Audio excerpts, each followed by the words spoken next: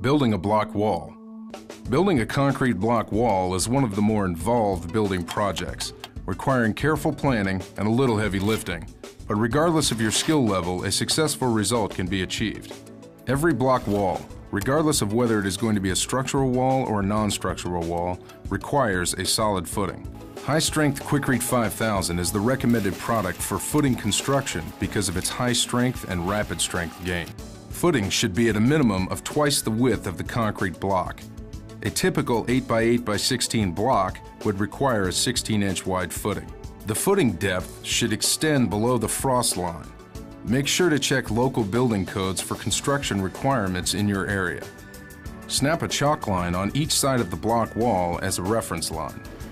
Quikrete Mason Mix Type S is the recommended mortar mix for constructing structural and non-structural block and brick wall. This pre-blended mortar mix is extremely workable and achieves the high bond strengths required for a successful project. One 80-pound bag of Mason mix will lay up to 13 standard concrete block.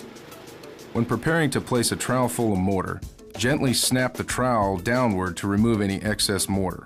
The proper consistency is achieved when the wet mortar will hang on a trowel held at a 90-degree angle. Dampen the footing surface with water and place a 1-inch bed of mortar on the footing. The mortar should be workable, but firm enough to support the weight of the block. Press the first block, the corner block, into the mortar bed to create a 3/8-inch mortar joint. Make sure the block is level and properly aligned before proceeding to the next block. Then trim and remove any excess mortar. Using the same process, set the opposite corner block. Butter one end of the block and set it next to the corner block. Then press the block down into the mortar bed and against the previously laid block so that the mortar joint is 3/8-inch wide. Adjust the block so that it is flush and level. Continue this process until the first course is completed. To start the second course, apply a thick mortar bed along the top of the first course.